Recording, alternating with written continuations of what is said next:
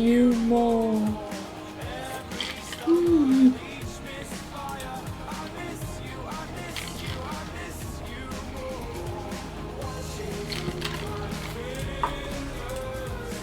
Okay. I feel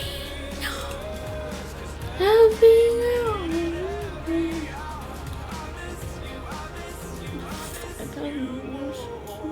Why is it so popular? Shouldn't be in my head.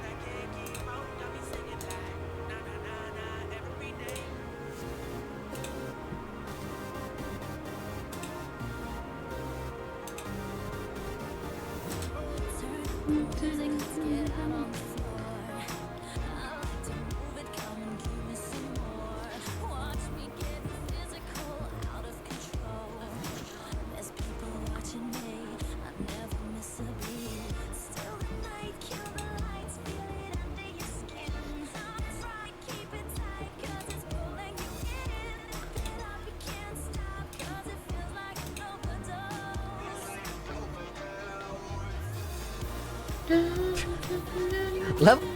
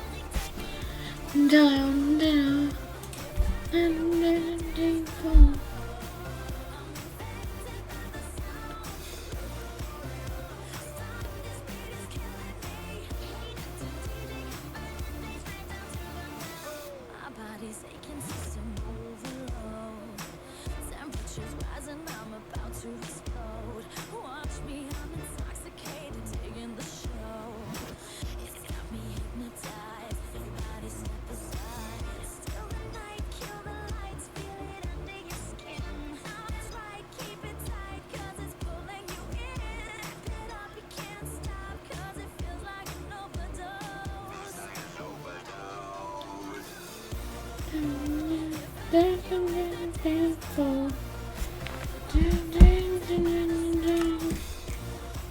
Oh, it's 40. I finished this fully early this morning.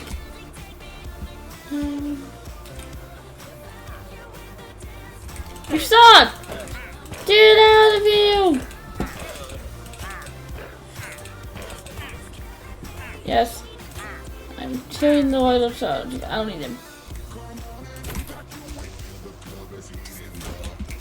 Woo.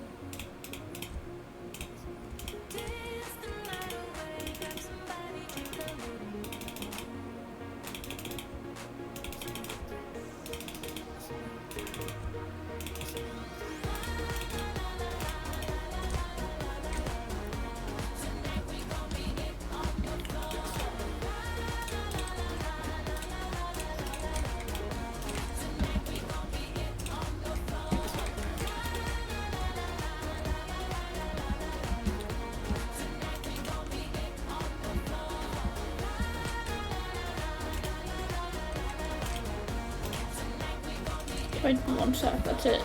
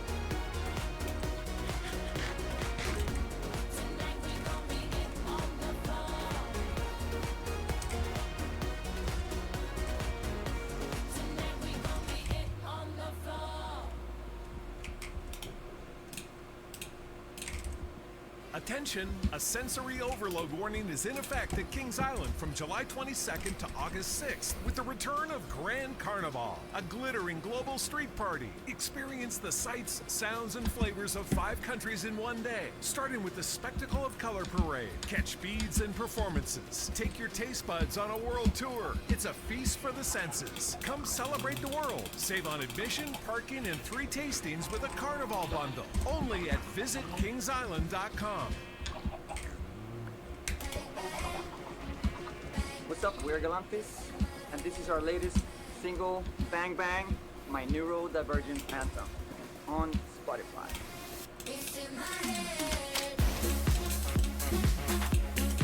Your full process of what to do that.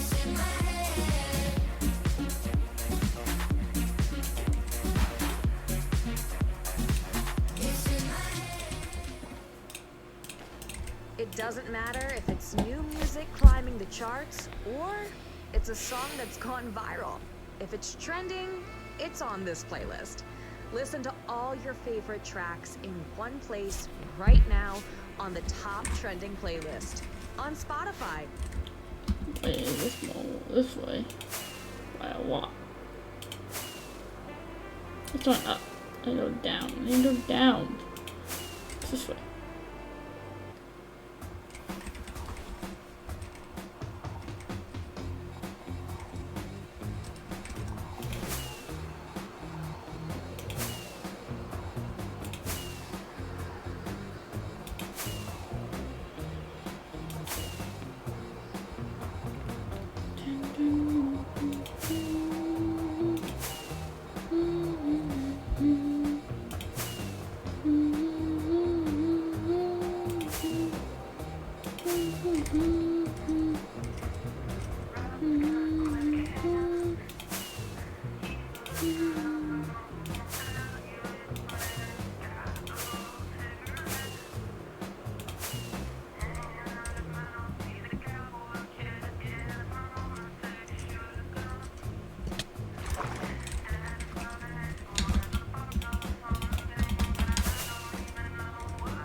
Let's go and bring lots of sleep.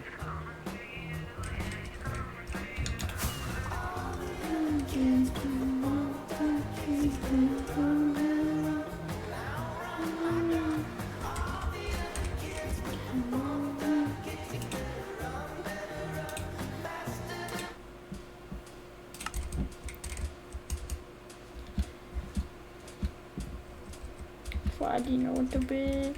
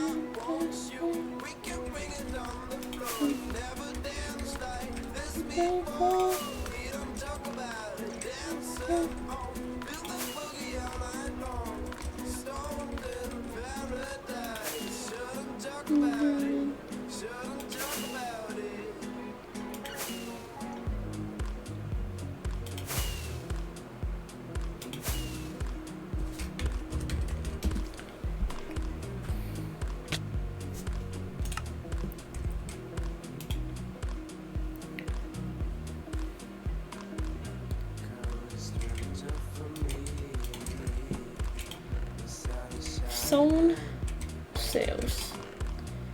I would need a lot of testers too.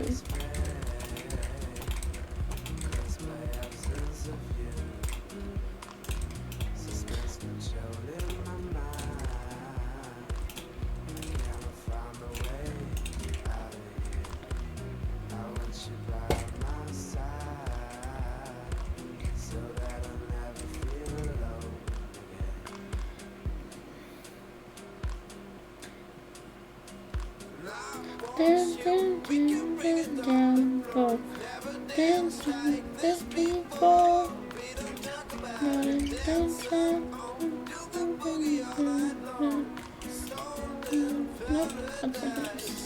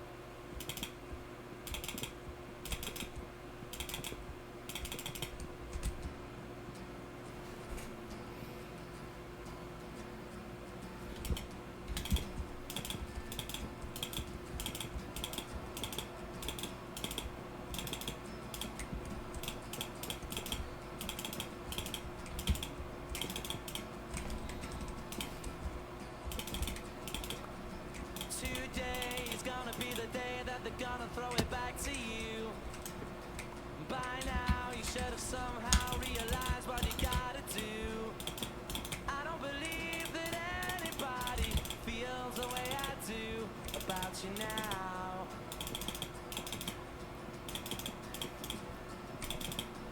Backbeat, the word is on the street that the fire in your heart is out. I'm sure you've heard it all before, but you never really had a doubt. I don't believe that anybody feels the way I do about you now.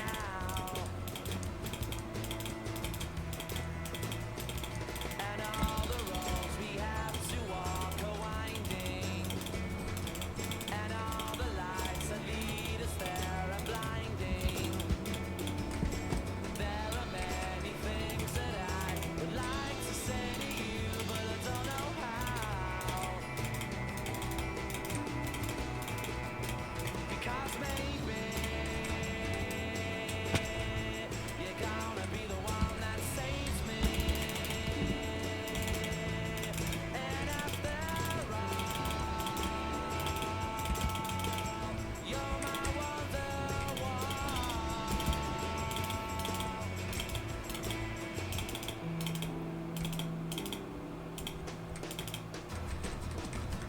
Today was gonna be the day, but they'll never throw it back to you. By now, you should have somehow realized what you're not to do. I don't believe that anybody feels the way I do about you now.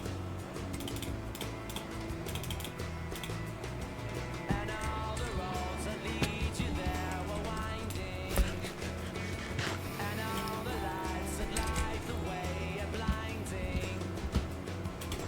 There are many things that I would like to say to you, but I don't know how. I said maybe you're gonna be the one that saves me. And after all, you're my wonderwall.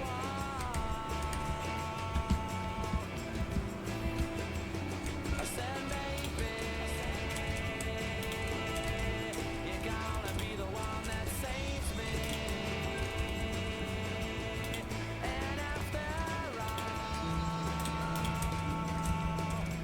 you're my wonderwall.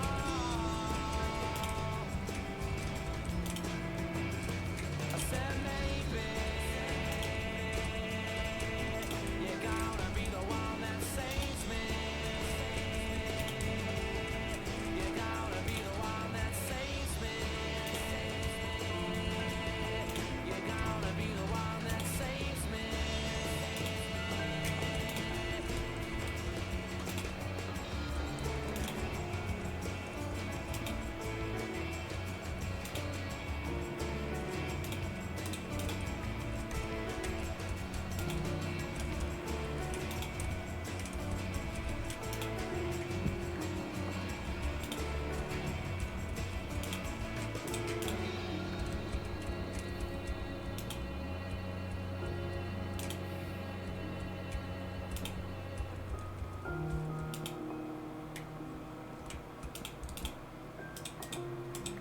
Attention, a sensory overload warning is in effect at Kings Island from July 22nd to August 6th with the return of Grand Carnival, a glittering global street party. Experience the sights, sounds, and flavors of 5 countries in one day, starting with the Spectacle of Color Parade. Catch beads and performances. Take your taste buds on a world tour. It's a feast for the senses. Come celebrate the world. Save on admission, parking, and 3 tastings with a Carnival bundle. Only at visitkingsisland.com.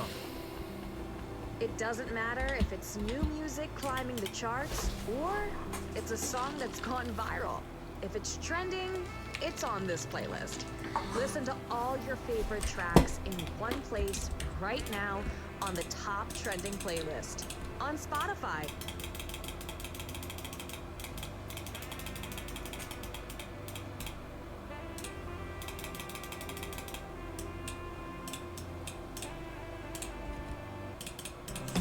The windows down and the wind in her hair, keep her heart hanging. You're listening to Wild as Her by Corey Kent, now on Summer Country 2023. Listen on Spotify. As wild as her, wild.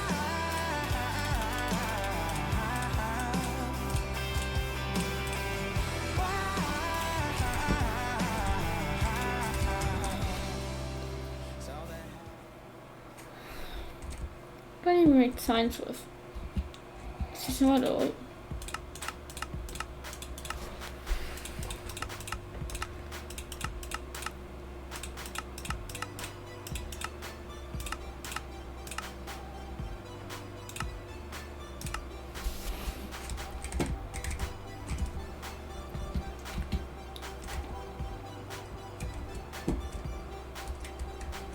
Walking through a crowd, the village is aglow. Kaleidoscope of loud heartbeats.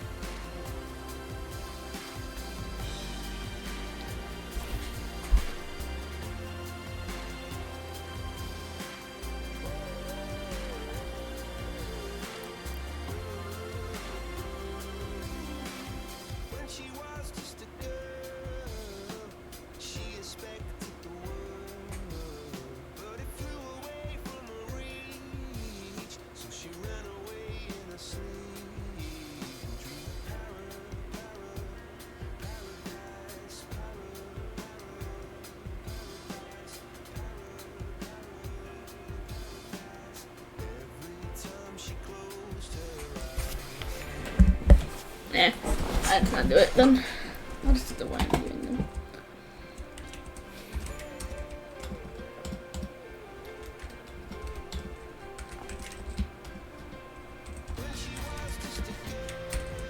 What is it? Oh.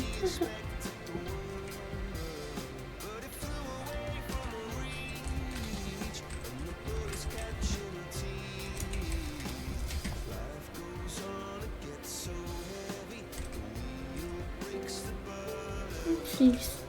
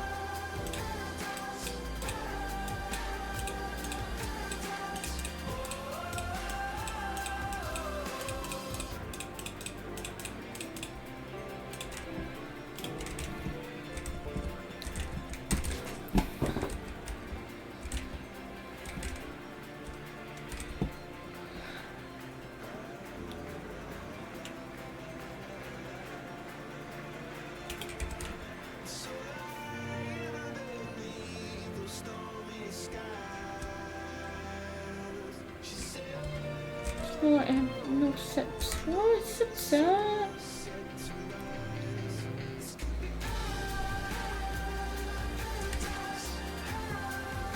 It's for you. What says me?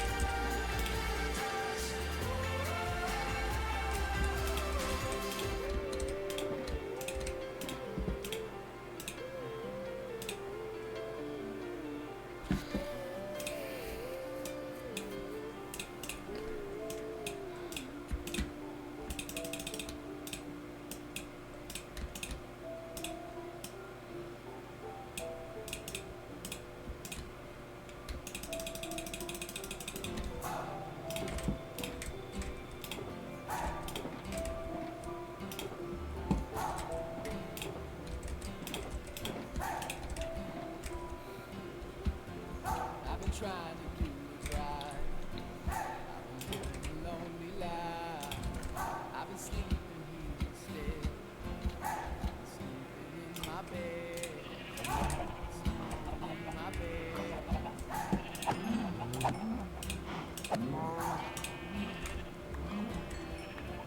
So show me family.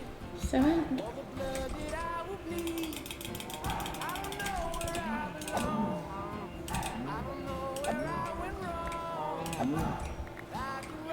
Fuck.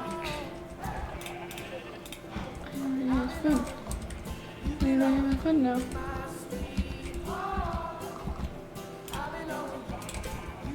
I'm back to fun then.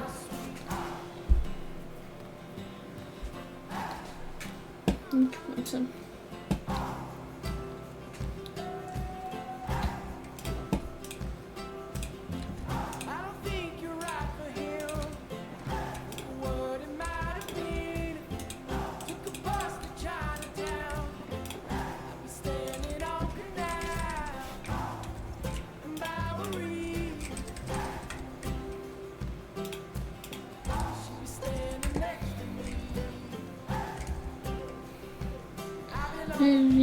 I belong me to my sleep.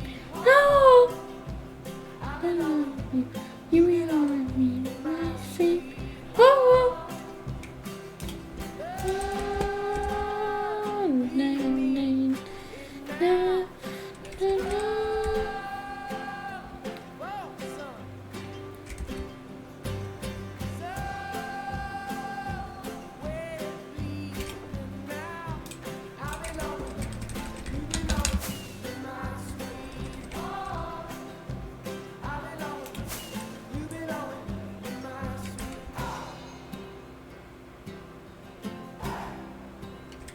What sleep? I don't care about Sully. I don't care about you.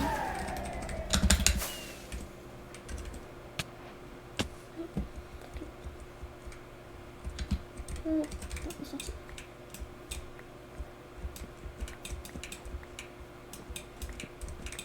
I'm Andrea, founder of a boutique handbag brand, Andy, and this is why I switched to Shopify.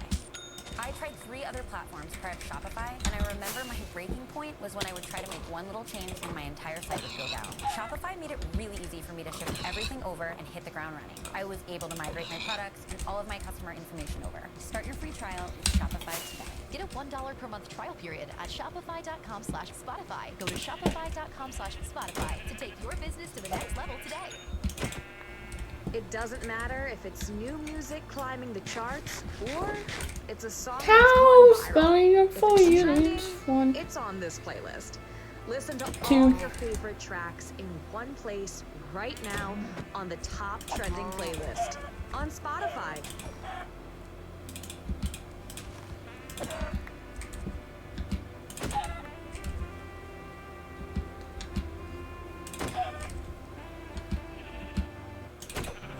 Keep the windows down and the wind in her hair. Keep her heart hanging. You're listening to Wild as Her by Corey Kent, now on Summer Country 2023. Listen on Spotify. As wild as her.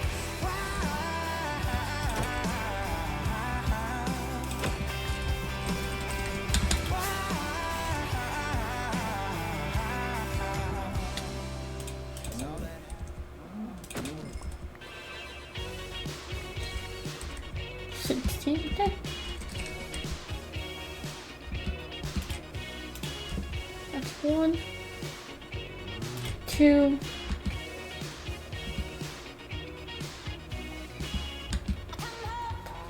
3, and 1 more.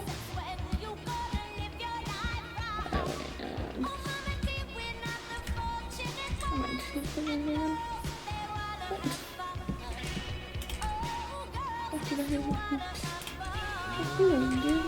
I'm not waiting. I have 3. What the fuck is 3?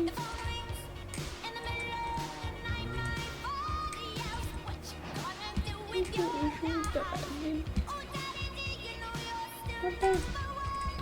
Oh my god.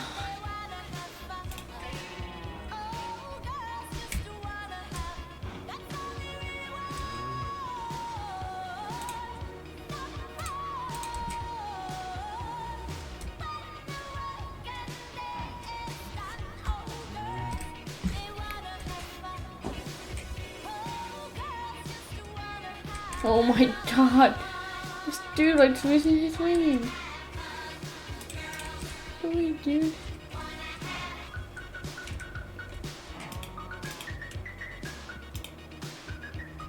Wait. Come on, dudes.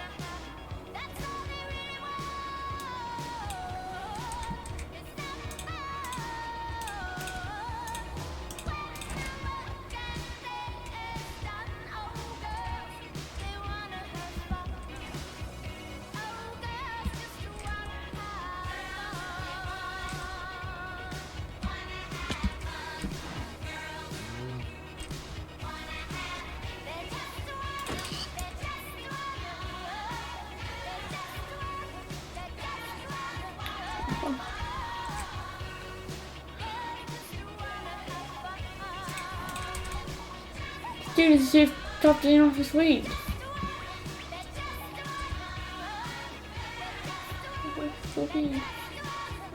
Dude, what did you do? Oh.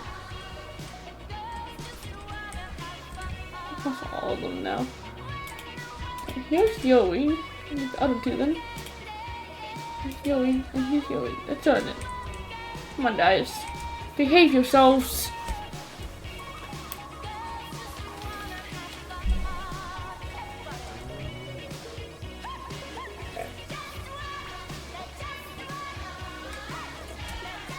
Oh my god.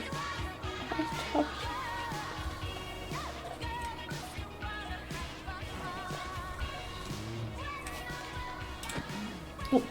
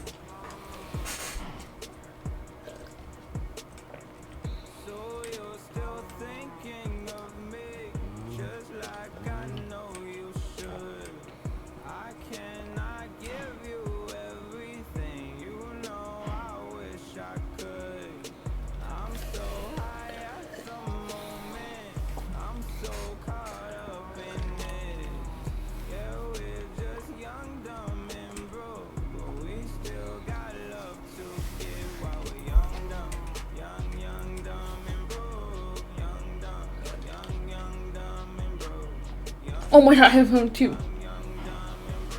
I keep missing the other one. Dude, save the pack.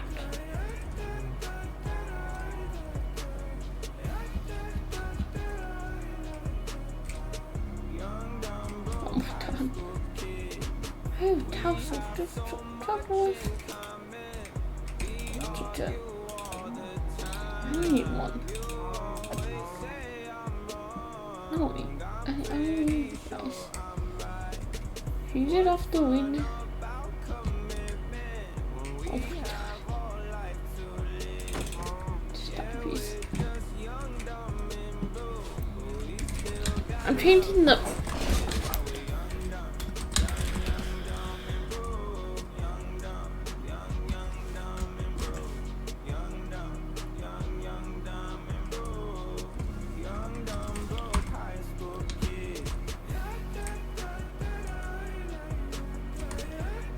Home.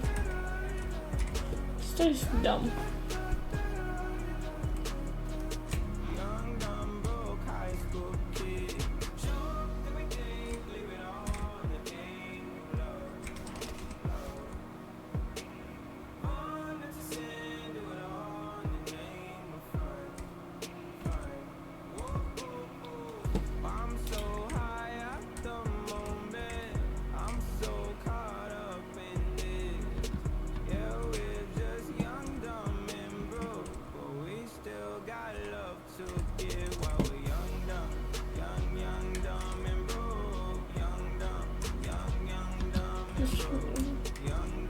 Buddy, one, good, two.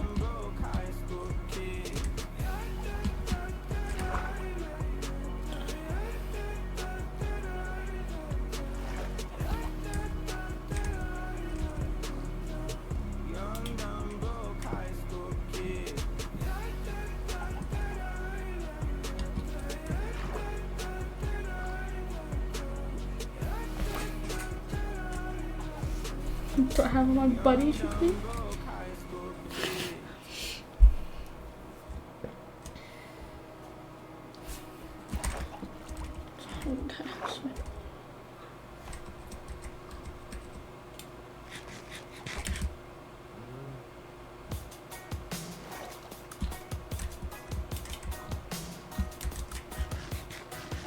Come on, guys. Good jump.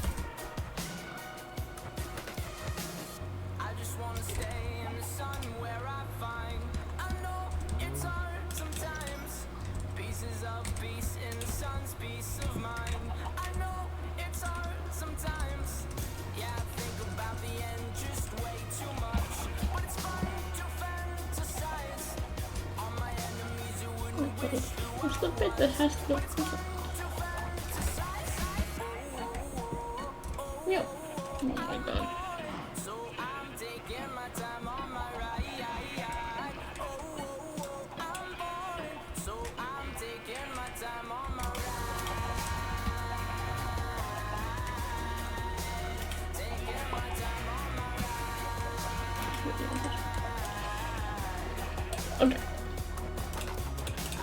calm down. I'll fix that later.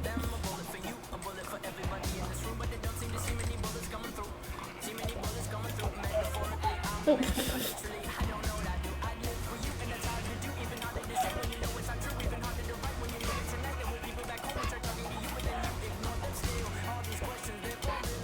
I keep in the way of them.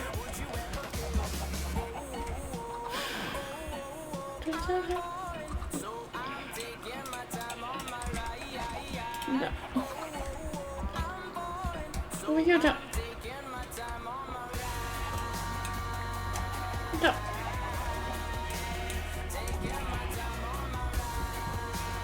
Come on.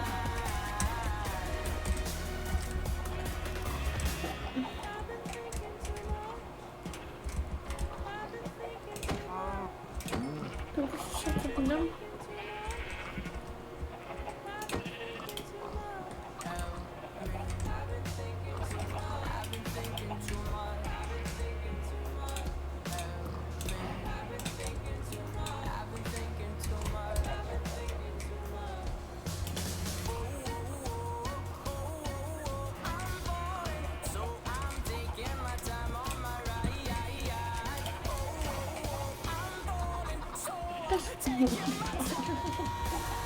Another one. Oh,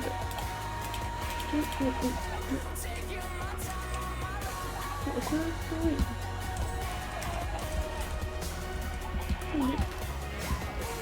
Jump up and over.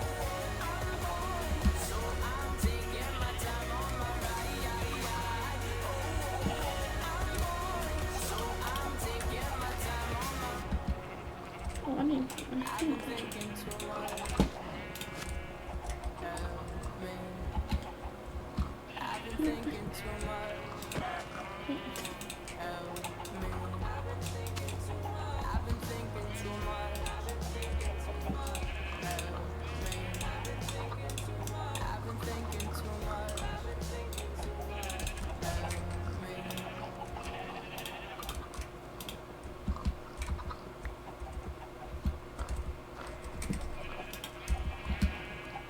back home, come on.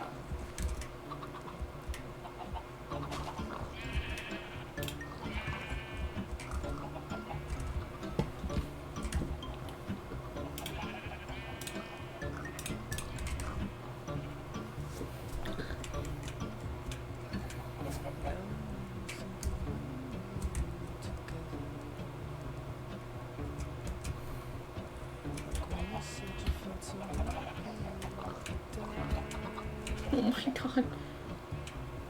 Can't believe it.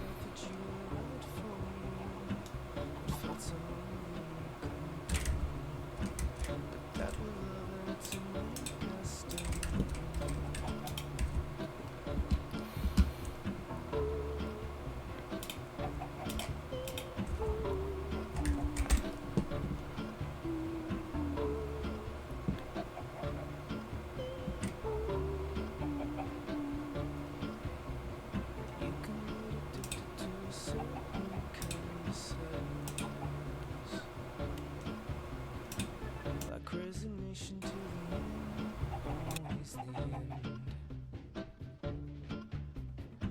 So when we found that we could not make sense, well, you said that we would still be friends. But I'll admit that I was glad it was over.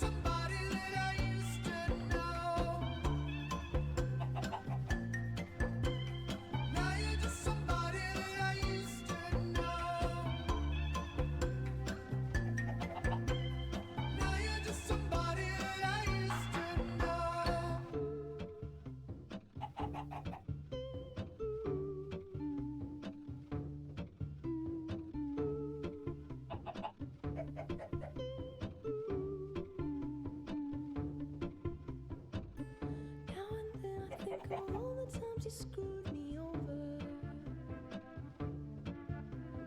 But in me believing it was always something that I'd done. But I don't wanna live that way, reading into every word you say. You said that you could let it go, and I wouldn't catch you hung up on somebody that you used to know. But you didn't have to cut me off. Make out like it never happened, but we were nothing. Now I don't even need your love, but you treat me like a stranger, and that feels so rough. You didn't have to stoop so low. Have your friends collect your records and then change your number. Guess that I don't need that though.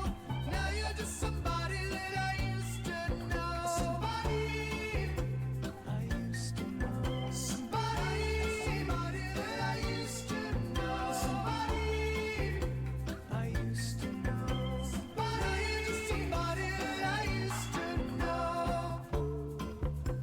I used to know. That I used to know. I used to know somebody.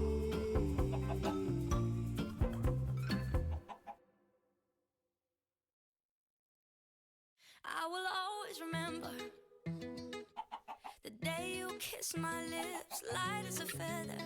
And it went just like this. No, it's never been better than the summer of 2002. We were only 11, but acting like grown-ups, like we are in the present. Drinking from plastic cups, singing love is forever and never. Well, I guess that was true. Dancing on the hood in the middle of the woods of an old Mustang, where we sang songs with all our childhood friends. And it went like this, say, oops, I got 99 problems singing bye, bye, bye. Hold up, if you wanna go and take a ride with me, better hit me, baby, one more time. Paint a picture for you and me on the days when we were young, singing off the top of both our lungs. Now we're under the covers. Fast forward to 18, we are more than lovers. Yeah, we are all we need when we're holding each other. I'm taken back to 2002. Yeah, dancing on the hood in the middle of the woods of an old Mustang, where we sang songs with all our childhood friends. And it went like this, say, oops, I got 99 problems singing bye, bye, bye. Hold up, if you wanna go and take a ride with me, better hit me, baby, one more time. Paint a picture for you and me on the days when we were young, singing off the top of both our lungs on the day we fell in love. On the day we fell in love. Dancing on the hood in the middle of the woods of an old Mustang, where we sang songs with all our childhood friends. Oh, now, oops, I got 99 problems singing bye, bye, bye. Hold up, if you wanna go and take a ride with me, better hit me, baby, one more time. Paint a picture for you and me on the days when we were young, singing at the top of both our lungs on the day we fell in love. On the day we fell in love. On the day we fell in love. On the day we fell in love. On the day we fell in love. Love, love.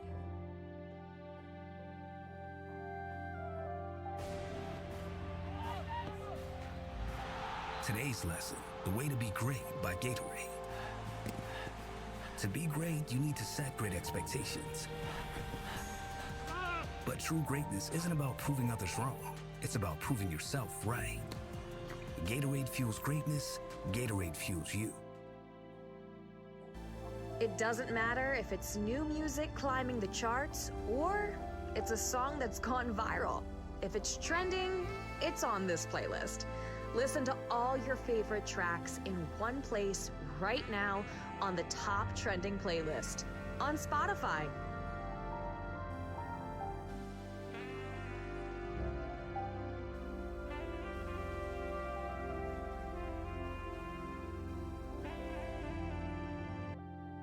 I keep the windows down and the wind in her hair, keep her heart hanging on. You're listening to Wild as Her by Corey Kent, now on Summer Country 2023. Listen on Spotify. As wild as her.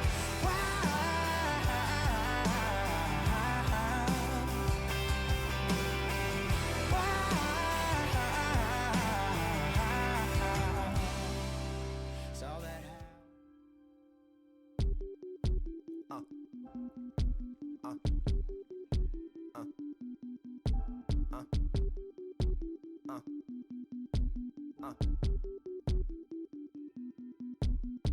day and night, I toss and turn, I keep stressing my mind.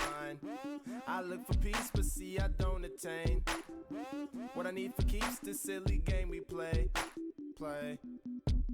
Now look at this, madness the magnet keeps attracting me. I try to run, but see I'm not that fast.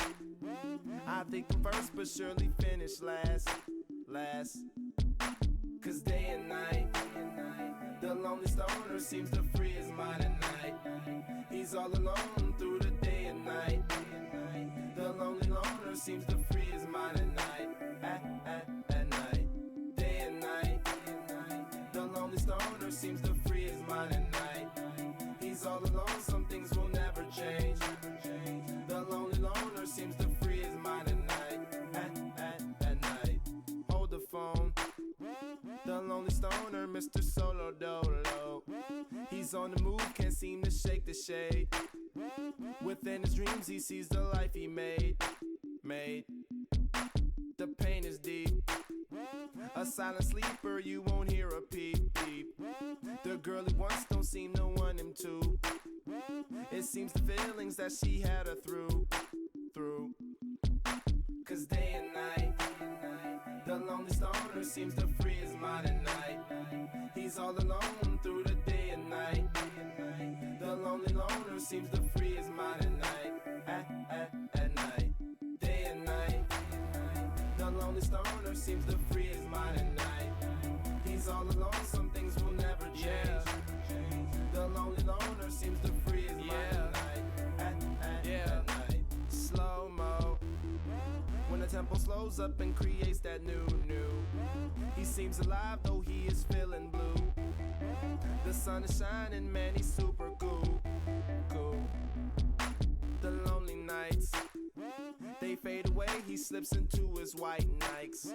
He smokes a clip and then he's on the way. To free his mind and searcher, to free his mind and searcher, to free his mind and searcher. Day and night, the lonely stoner seems to free his mind at night. He's all alone through the day and night. The lonely loner seems to free his mind at night. At night, day and night. The lonely stoner seems to free his mind at night. He's all alone, some things will never change. The lonely loner seems to free his mind at night. At night. At night.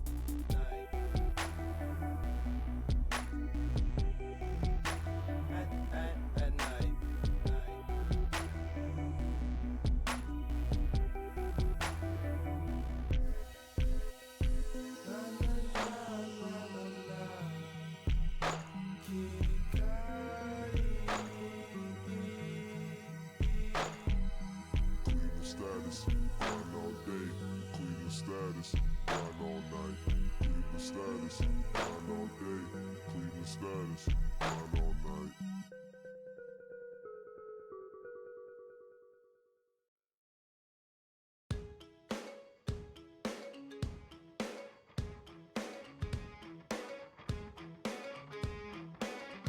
I don't mind letting you down easy, but just give it time.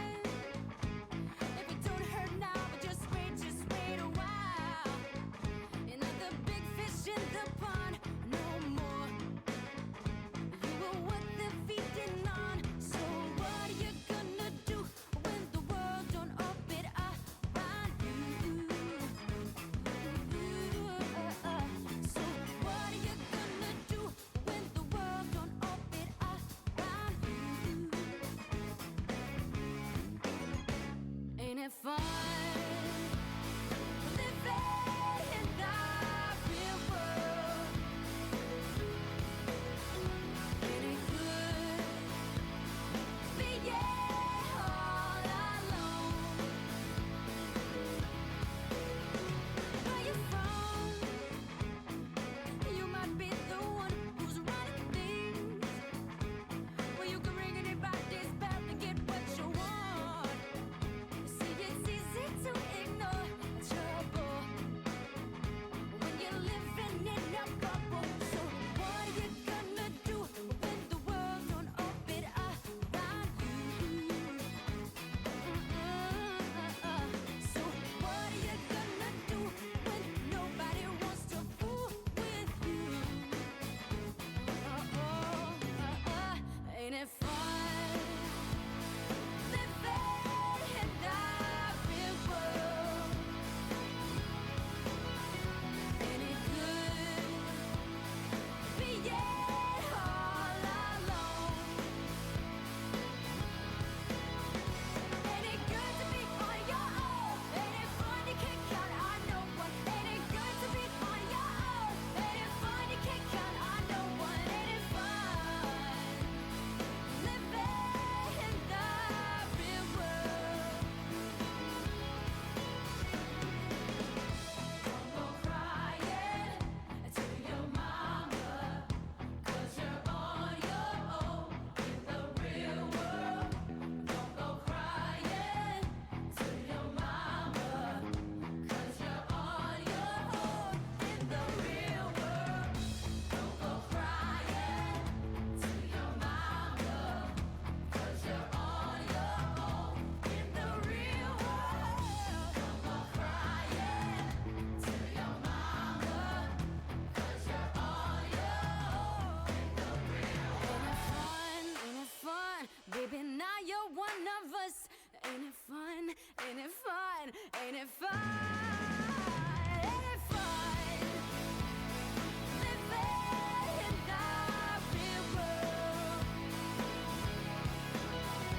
Ain't it good? Ain't it good being all alone?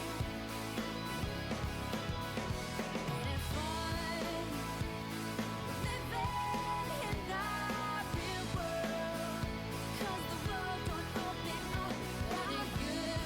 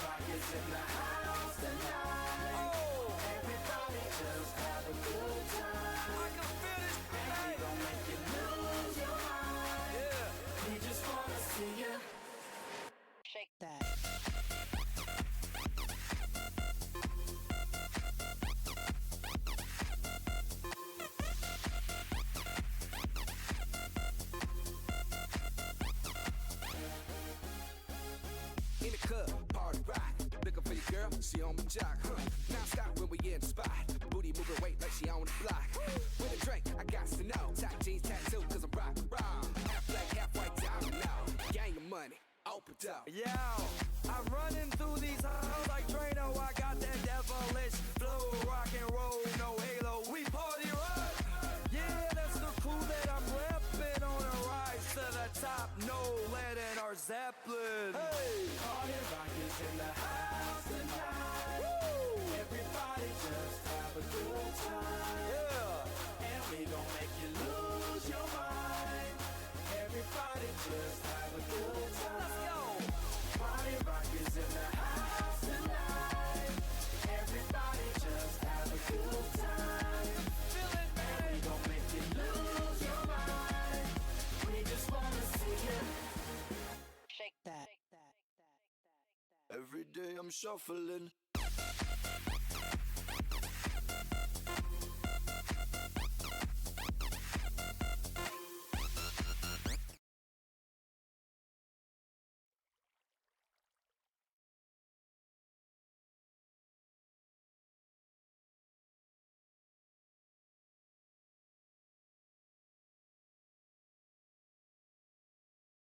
Alright, that's the year ban from the realm, buddy.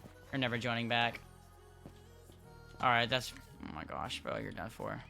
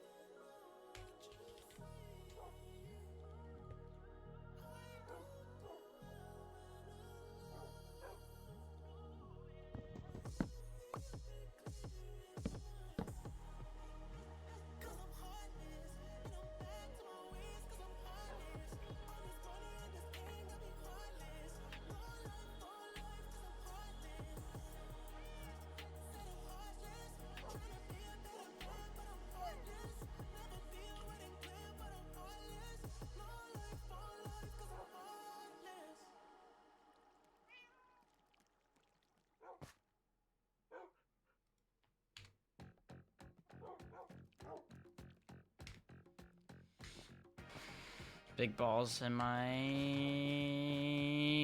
No.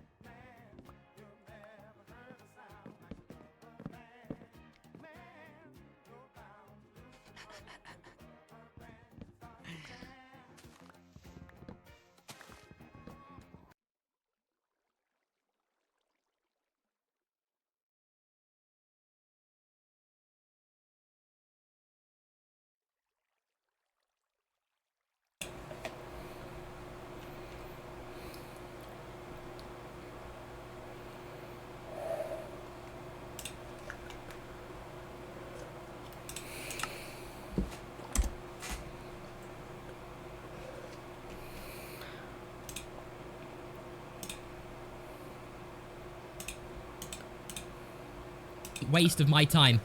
Anyway, let's just continue. Wait, what's happening?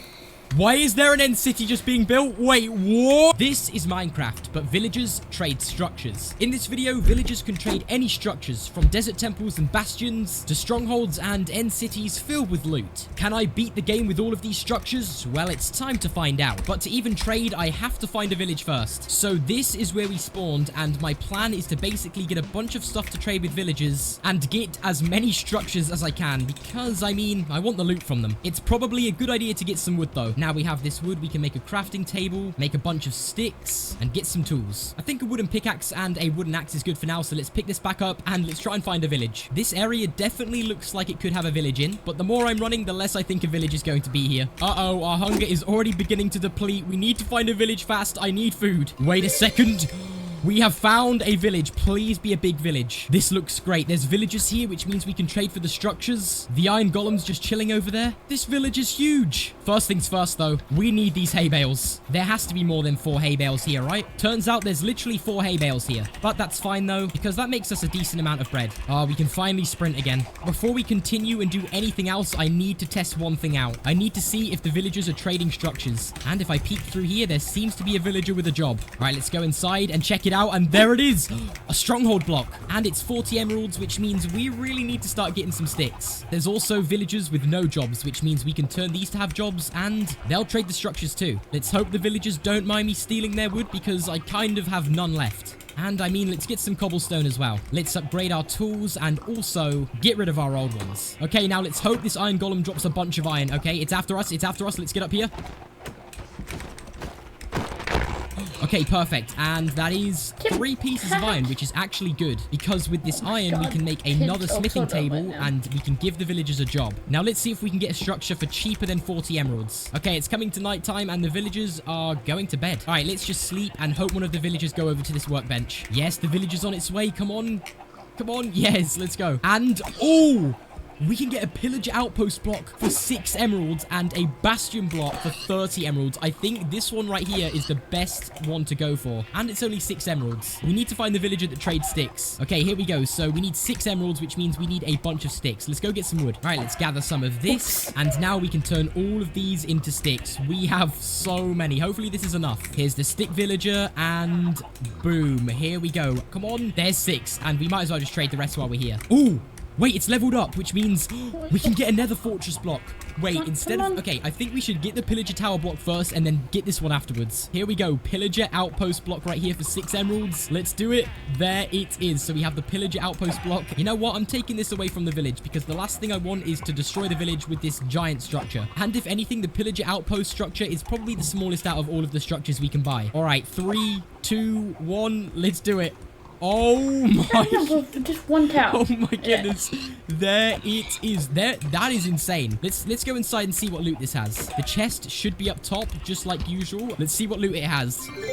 Oh my! This is so much more OP. A knockback 10 book and a protection 10 book, followed by 16 bookshelves, enchanting table, golden apples, and 64 fireworks. I mean, why do I even need these? I don't even have an elytra. I also just realized with this pillager outpost, we can get a bunch more wood. And I think I know exactly what I'm getting next. The nether fortress block. So let's quickly sell all of these, and now we can get this. All right, there we go. Thanks for doing business with us, Fletcher.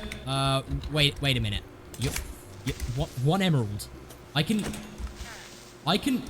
can buy 4 nether fortress blocks. And the stronghold block is literally only 20 emeralds. What? Okay, we're definitely going back there. But also, I don't know if it's going to be a good idea to spawn all of these in. Because they do spawn blazes and I have no armor. So for now, let's just spawn one of these in. Oh my. Okay. Oh my goodness. And well, it seems a blaze spawner is literally right there. Wait, is that ancient debris? What is happening? I'm really hoping there's going to be some chests in here because I really want some more OP loot. Thankfully for us, blazes cannot spawn in daytime. Oh, mobs are already spawning inside. Let's be careful. Let's get rid of you. Okay, perfect. Okay, so as I'm exploring this fortress, I'm pretty sure we've just got super unlucky and found one with absolutely no chests. But on the bright side, we do have this blaze spawner for later when we need to make Eyes of Ender. And there's also a lava pool right there if we want to go into the nether. But I mean, seeing as we have a fortress right here, I think there'll be no need. Now, seeing as we don't have too much loot, I think the best idea is for me to get a bunch of sticks and trade them for emeralds.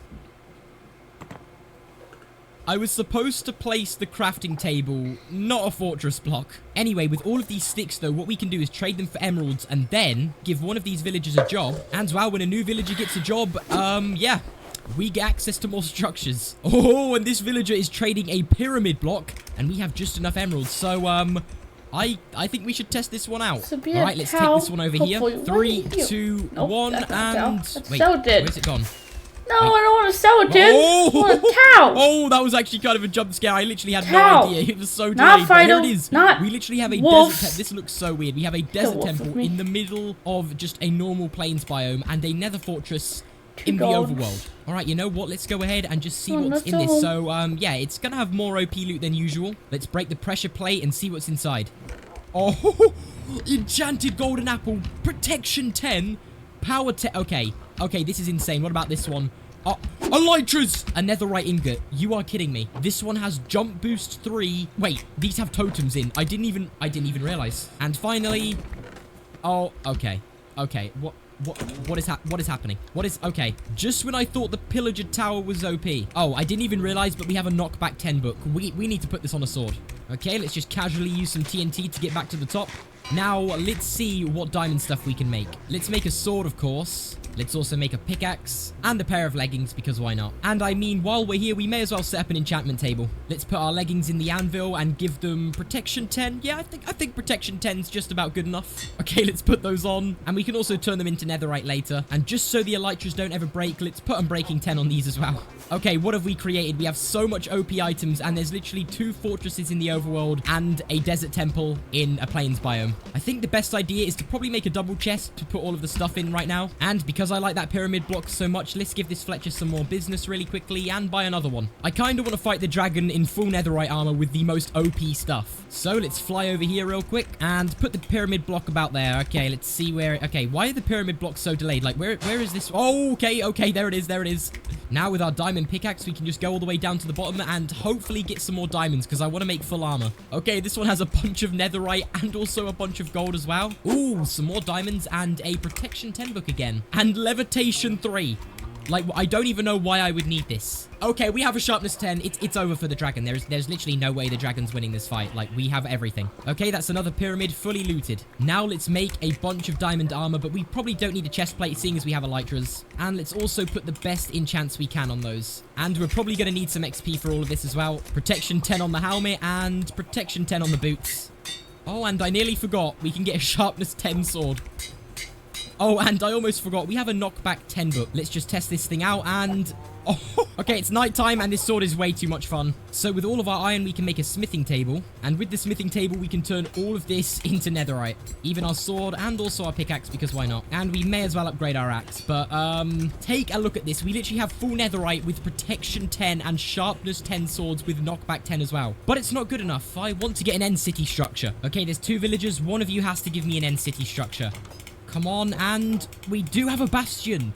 We could get a bastion right now. We literally will only need 2 more emeralds. You know what? I think we might get this, then the end city structure. All right, we've got enough emeralds. Let's go ahead and buy the bastion block. This is probably one of the biggest ones. So for that reason, we're taking it all the way over here. Okay, I think about here is good. Let's just put it down and let's see where... Okay. Oh, this one is huge. This one is so big. Is that it? Okay, it keeps going. It literally keeps going. Wait, what have we done? Okay, there are so many chests in this one. This is probably one of the best. I think the end city may be better, but let's just see. Okay, efficiency 10. Okay, we really need that for our pickaxe. We have more diamonds, which is always good. We have more obsidian because why not? Okay, the chests in here seem to be really good. Okay, there's another one here and it has speed 3. Okay. Oh, we spotted another chest. Come on, give us something good. And we have fire resistance 3 and another levitation 3. The fire resistance potion is going to be so handy against blazes. Okay, I can also hear lava in this thing as well, so let's be careful. Diamond block, let's go. More iron, that is exactly what we needed. Here we go. I have just located the main room with all of the chests. And oh my, wait, strength 3, when we drink that and combined it with our sharpness 10 sword, the dragon will stand no chance. And I mean, if the dragon somehow does beat us, then that's going to be pretty embarrassing. I think I've looted the entire bastion. I'm not sure, but there is just so much stuff and my inventory is literally filled with OP loot. Like, as you can see, I've pretty much looted everything that I need and just look at what we have. I think now all we need to do is basically get the end city loot and then we can fight the dragon. But first, let's get a load of XP just so we can add efficiency and unbreaking 10. Now, I need to try this out. Okay, here we go. Oh, look at this. This is what efficiency 10 gets you, and seeing as I literally have unbreaking 10, this is not being broken anytime soon. Imagine if this pickaxe had fortune, it would literally be the best pickaxe in the game. Wait a second, I've just found a haste 3 potion. I don't think we can get any faster, but let's try. This is with haste 3. My arm is moving incredibly quick.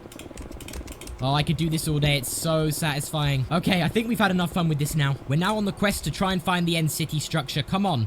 Oh!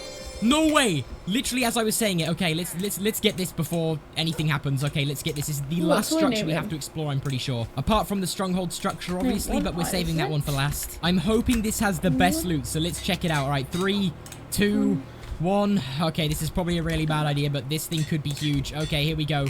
Okay, oh, let's go. Okay, this thing is going to be huge. Okay, let's just get our elytras and fly around and see it just build itself. Okay, it's not stopping. It keeps going. It's still going. Okay, yep, I think that's done. Okay, so in a normal end city, chests are usually in these rooms, and yes. All right, let's see what they have in them. Okay, a knockback 10 book again, diamond block, another fire resistance potion. These are just all of our OP potions we've collected here. A levitation 3 one again. I'm not taking that, but enchanted golden apple. We have 5 of these. All right, let's fly all the way up here as well. We have another room with a chest in. This one has another elytras and just so many potions. Let's just take all of this. Okay, I think the Bastion definitely takes the crown for the most overpowered structure because that was just next level. I mean, the pyramid was good, but the Bastion was way better. And why is there zombies spawning in here? Usually it's shulkers, but I mean, I don't think they can spawn in the overworld. I think that's pretty much everything in the end city. It had a lot less chests than I was expecting, but I mean, we pretty much don't need any more loot. We have every single OP potion possible. So I think now's the time to try and get some blaze rods because we can combine them with the ender pearls to get some eyes of ender, and then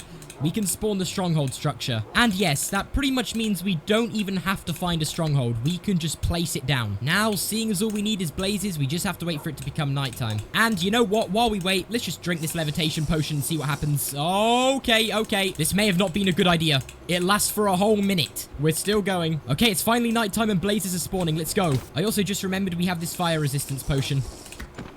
Oh, I just remembered we have knockback 10. So every time I hit the blazes, they're just going to fly so far away. Yes, we got our first blaze rod. Let's go. Okay, we're about halfway there. We have 4 blaze rods and we need 7. Oh, yes, we have 7. Let's go. Now all we have to do is use our emeralds to get the stronghold block, and this is it. We could spawn this in right now, but there's 2 more things I quickly want to do. The first thing is make a bow, so then we can add power 10 onto it. And of course, we'll need some arrows for that as well. 28 will do just fine. And well, the second thing I want to do is have a little bit more fun with these structures. All right, this is the final thing we're going to do before we fight the Ender Dragon, and that is just place 5 fortresses for literally no reason, just because it's just going to look insane. Okay, so there's the first one. I don't know where the second one is. All right, let's put the third one down, and that one is building over there. Let's put the 4th one about here. Yep, that should do pretty nicely. And then let's put the 5th one right about there. Okay, and look at what we've created. Okay, so this is what happens when you put 5 nether fortresses pretty much right next to each other. Okay, we have now had our fun, though. It's about time that we bring the stronghold block out. Villagers, it has been a great journey, but now I must go and defeat the Ender Dragon. I'm trying to find a really flat area where I can just go ahead and place this down. Wait, hold on a second. I've got a genius idea. I wonder what happens if we just put it in midair. Okay, this is looking pretty nice if I do say so myself. Let's place it down and see what happens.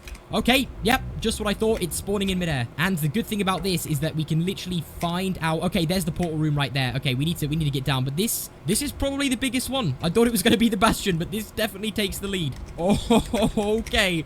This looks so weird without it being underground, but this is basically what a stronghold looks like when it's not underground. All right, that's pretty interesting, but there's also some chests in here. And would you look at that? There's one right here. All right, let's see what's inside. We need more fireworks. Okay, this is also filled with loads of mobs. Should I make a shield? I really don't think I... Okay, get me through here. And I've already forgotten where the portal room is, even though I literally saw it like 2 seconds ago. There is a flame book there, but I'm just going to have to just keep on trying to find this portal. And, yep, I thought I heard the silverfish.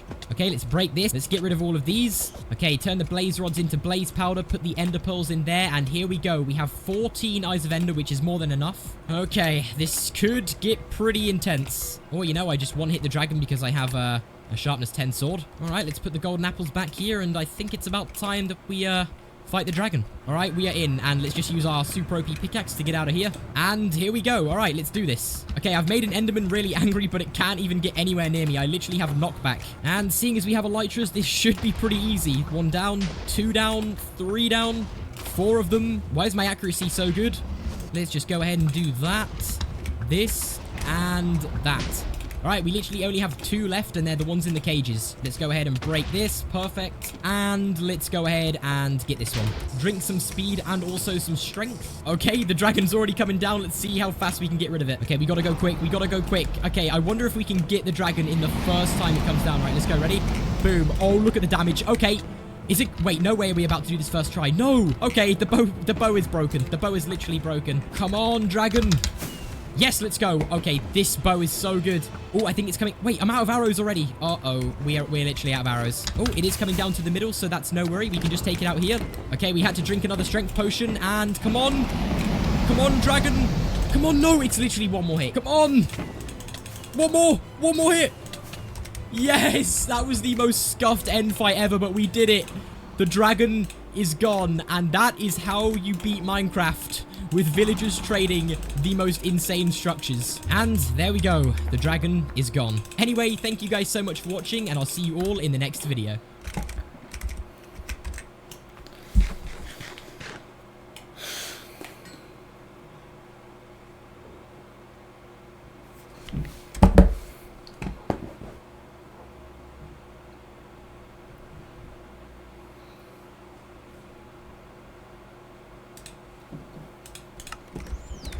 Every man's life ends the same way. It is only the details of how he lived and how he died that distinguish one man from another. I remember this quote when I found the boat.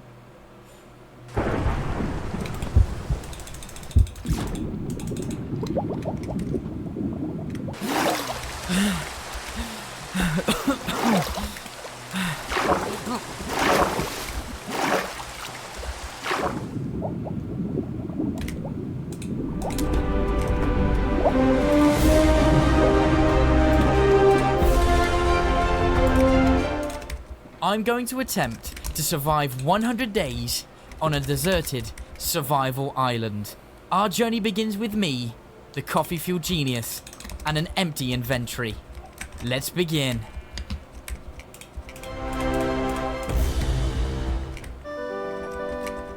Well, this was a silly idea. It was day 1 on the survival island and I had no resources, no food. I needed to work quickly because if nightfall came and I was unprepared, it would be game over.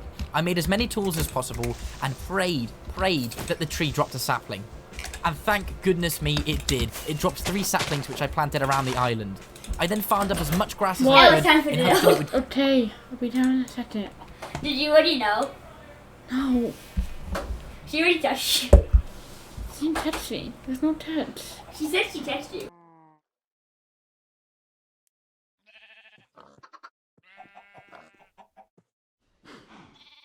Drop seeds to make wheat.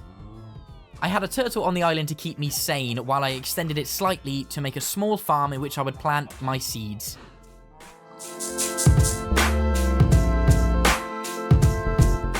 With the farm now complete, that would mean I had an unlimited food source, thank goodness. It was now time to spend the rest of day 1 working on an underground base. By doing this, I would save resources and protect myself from the ghoulish undead late at night. The underground base was finished and I had a full set of stone tools. I was hungry and my wheat hadn't grown yet, so I needed to think fast. I made a sword and headed out to sea to kill as many fish as I could. Yes, I felt slightly guilty because they were just minding their own fishy business, but you know what? I was hungry and there's plenty more fish in the sea. I made a couple of doors and then sealed up my underground base. Now, they were wooden and in hardcore survival, zombies can break them, but it was better than nothing.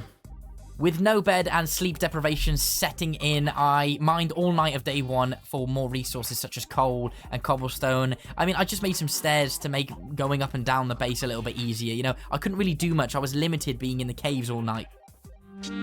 Day 2 already, so I decided to aesthetically improve my island just slightly. I added a small cobblestone hut around my cave. It wasn't much, but you know, it's just me on the island. There's no one to judge. I decided to make some minor improvements here and there as well. Now, once again, without a bed, I had to spend the evening of day 2 mining for more resources. I did find some iron, so that was great. And then I just spent all night mining because there was nothing else I could do. Day 3 was the day in which I realized I was going to be stuck on this island alone for a very, very long time, so I decided to work on my farm just slightly to make more wheat, because I needed more food. I then proceeded to smelt all the ores from the night before, and then made a few iron tools. It was going well. Once again, you guessed it, the night of day 4, I spent my time mining. More mining. There was nothing else I could do on this island. I started to go insane. Finally, I'd found some diamonds, which would improve my chances of getting off this island. It's like seeing a plate of your favorite food. The juices, the texture, diamond is just the best. I was in a bit of a better mood day 5, I must admit. Diamonds in the inventory, food in the inventory. You know, things were looking great. I spouted all my ores, then headed into my strip mine to collect obsidian. I mined as much obsidian as I could. I think I'd roughly mined around about 9 obsidian on day 5. Day 6 was a strange one. I was visited by this strange being and he informed me that I need to head to the end because they're being terrorized by a dragon. So I agreed that I was sorted out for him, but I just need a bit of time and resources. If I was to save the end from this dragon, I would need to improve on my fighting technique, so I spent the night of day 6 defending my island from ghoulish spiders and evil drowned beings. I worked my hardest. I was fearing for the turtle's life at this point. I thought there's no way that this drowned monster would eliminate my only friend, so I used my shield to defend his trident throws. No! Oh, thank goodness, he's alive. But then I was attacked by phantoms. They were coming at me left, right, and center. I just didn't know what to do. So I headed into my base just for a second to gather my thoughts. I headed out to try and kill the drowned being, but there was no chance. It was almost over. They could have killed me then. It was just too risky. I decided to eat my food and relax the rest of the night. Whew, that was a close one. I needed to work on something more substantial. A real base.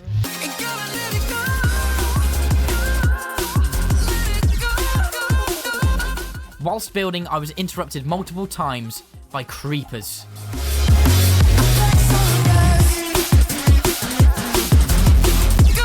I was so close, but once again, interrupted by phantoms.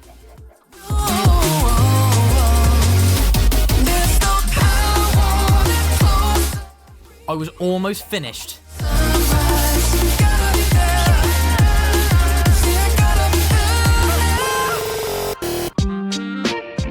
What a very, very busy few days. Fighting monsters, building my base. It was time to just cool it down, you know. Go fishing, extend my farm. I was so proud of how far I'd come in the last few days.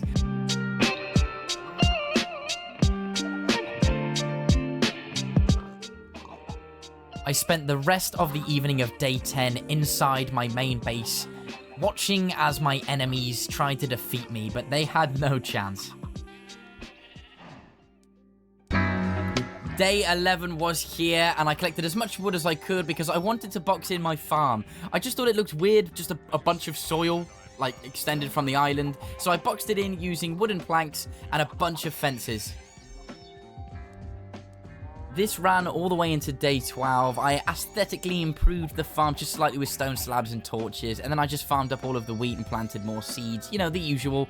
Again, I was fighting phantoms. They're still a pain in my backside. And then I spent the night time mining as much as I could, but I didn't find any diamonds, unfortunately.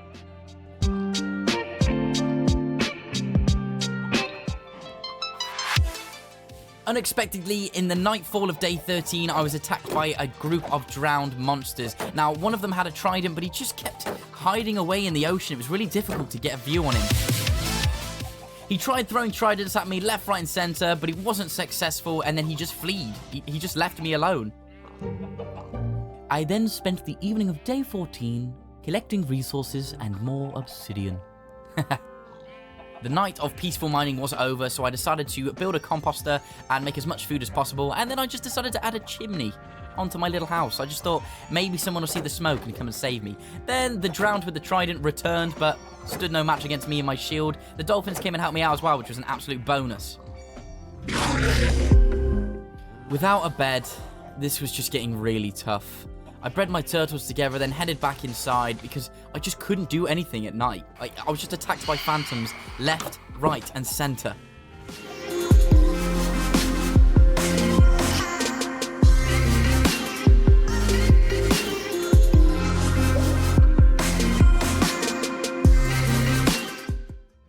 Things were looking up. I built a small enclosure for the turtles, and then I decided to flatten the entire terrain for more space. I then dedicated the next few days to building a bigger structure.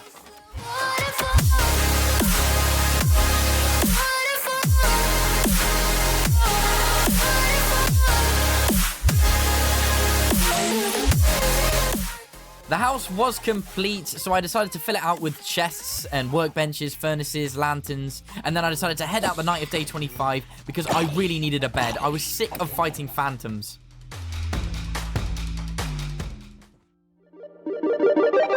On the day of 26, I decided to build somewhere specifically to grow trees, and then in the nighttime, I needed more string. I needed that cotton, so I headed out to fight those spiders.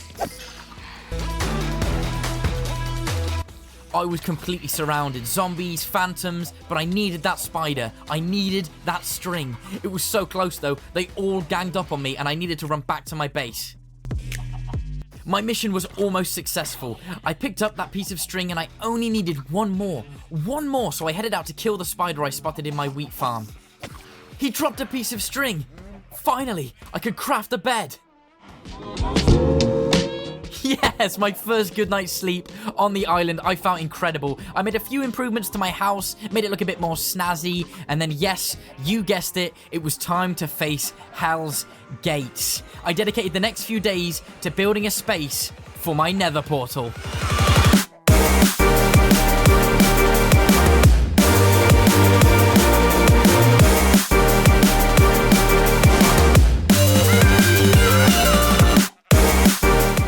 The portal was complete. It made a fine addition to the island. It was time. I made myself some gold boots, a new shield. It was time to face hell.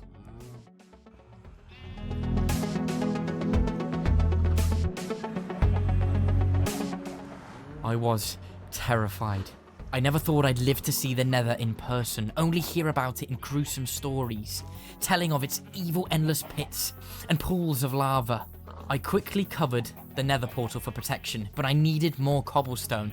I didn't want to risk losing the portal, because if I had lost that connection between the overworld and the Nether, there was no coming back. I finished off protecting the Nether portal and collected some bone, and then I found this snorting piglin that would barter with me. He gave me some fire resistance potions, which would be excellent for finding that fortress and killing those blazes. The piglin snorted at me, informing that I needed to be more prepared if I was going to face the fortress, so I headed back to the overworld. On the evening of day 39, I decided to head into my strip mine. I wanted to gather as much of the resources as I could. Lapis, coal, gold, so I could barter with more piglins. I found some diamonds along the way, not as much as I'd like though, so I dedicated a few days just to try and find diamonds.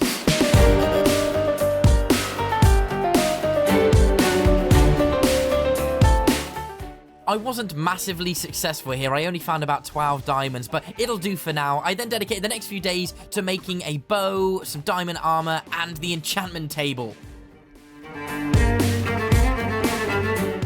Being on a survival island was really limiting. I barely had any resources and couldn't build bookshelves with leather, so I went to barter with the piglin in hopes it would drop more leather, but he just gave me a bunch of fire resistance potions. I finally had enough just to level up the enchantment table a little bit. Now, I didn't have the best enchantments, but it was better than nothing. Feeling more prepared, I headed into the Nether. Now, let me tell you, no gear can erase the fear. I was still very, very nervous. Somehow, straight away, the zombie pigmen came after me. Like, I did literally nothing wrong here. Like, I was trying to save them from the gas. Like, I was trying to have your back here. Like, are you serious? Are you serious? So I just headed back and farmed and killed some time, improved my house area, because I needed to wait for the zombie pigmen to cool down. I took a good long look at everything I'd achieved so far. This could be where I lost it all. I was so proud of how far I'd come in just so few days. After treading very cautiously, it seemed that the zombie pigmen had calmed down. Friendship was restored, so I progressed into the Nether, collecting resources, trudging through soul sand. I made small markers with cobblestone and torches to allow me to locate where I had been. I had covered a lot of ground. I climbed up, dug my way down, killed ghasts, taken out skeletons, when finally, after hours of searching, I found the Nether fortress. The very fortress the piglin told me about. I'd done it, so I built a big marker and headed back home because I wanted to grab the fire resistance potions I had. Now, in my journey home, I almost died to a ghast. It was almost game over. Somehow, I managed to dodge his bullets. I couldn't get home fast enough. I rushed as quickly as I could, taking out enemies as I found them. I made it back to the portal. It was time to grab those potions. Yes, it was nice to be back somewhere I was familiar, but I didn't want to get too comfortable. I needed to quickly make those gold bars and grab those potions. I needed to head back into the Nether to tackle that fortress. My hands were shaking. It could all end here.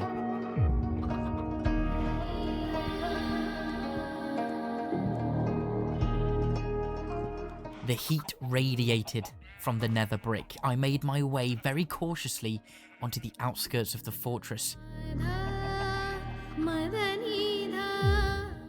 I navigated the maze-like corridors very, very carefully. I was hunting for that blaze spawner. I found it.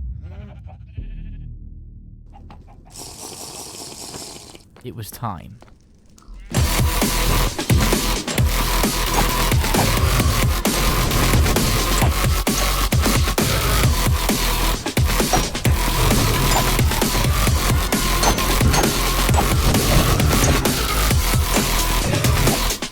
After extinguishing the blaze rods, I collected all the nether wart, looted the chests, and killed wither skeletons.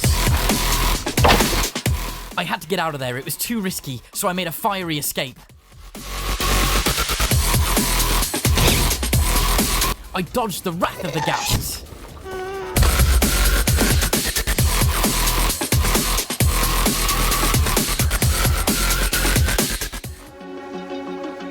Whew, we made it.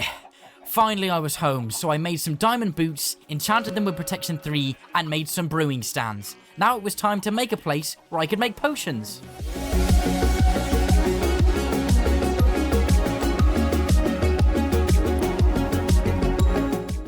The brewing area was finally finished, so I got to work making as many potions as I could. Now, the fundamental potion I needed was an awkward potion, so thank goodness I grabbed as much nether wart as I could from the fortress. I then used phantom membrane to make slow-falling potions. This would help me when I'm killing the ender dragon. I then used redstone to extend the length of them, and a bunch of blaze powder to make strength 2 potions. Wow, we come so far.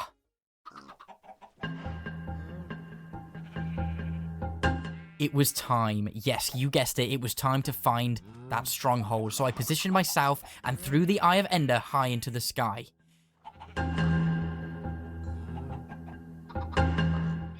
Feeling well rested and a belly full of food, it was time, you guessed it, to head to the stronghold. Wish me luck. I was pretty emotional, I won't lie. It was the first time leaving the island. The first time seeing mainland. I made a small outpost, took a deep breath. It was time. Okay. I didn't really go to the stronghold. I found a living, breathing animal, so I brought him back to the survivor island, and then I thought, am I going to find some more animals? So I found a chicken.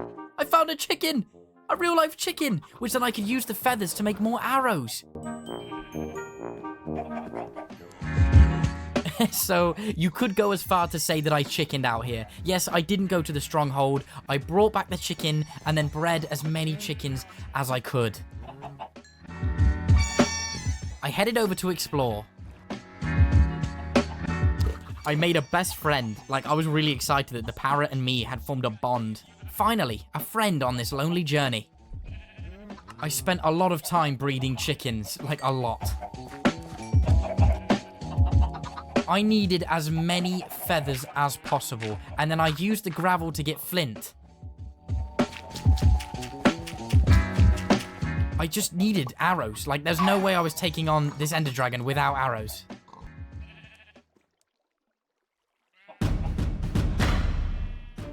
No messing around. It was time. It was finally time to head into the end and kill that ender dragon. I spent days looking for the stronghold. Days.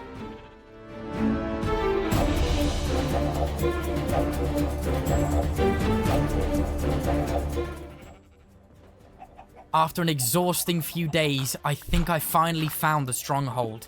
I dug my way down looking for that mossy brick and I found it. Wow. I felt insanely lucky. I had fallen right upon the portal. Like, what are the chances of that? I then filled in the portal with the Eyes of Ender, but then I realized I didn't have enough. Like, I only had 12 when I needed 15. So I headed back. I quickly headed to the brewing stand, which then I would use the rest of the blaze powder. Oh, I was nervous. It was time. Wow, it was so dark, and there were Endermen everywhere.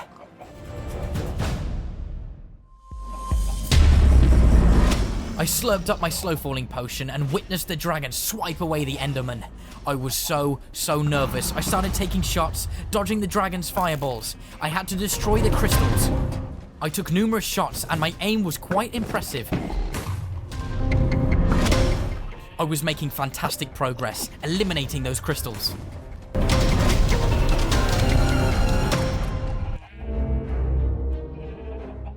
I couldn't quite hit the last few, so I climbed the towers.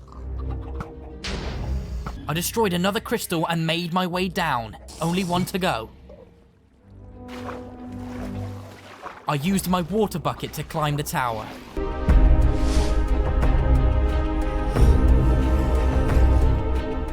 The dragon was furious. He had seen that I had removed all of the crystals. It was now my time to strike.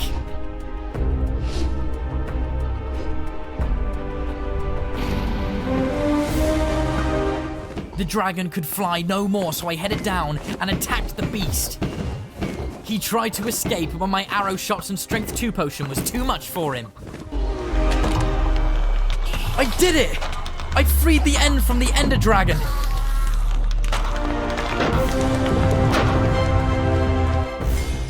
I collected all of that glorious XP. Hey, we did it, little guy. I then collected the dragon egg.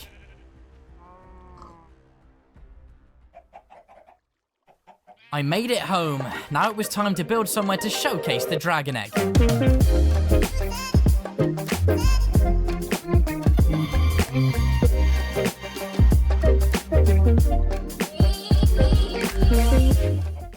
I created a small storage facility. We'd made it. 100 days. Thank you so much to each and every single one of you for watching my videos. The response so far has been completely overwhelming and I cannot thank you enough. It means the absolute world to me. Guys, I'll see you in the next one. I'm the Coffee Fuel Genius. Peace out.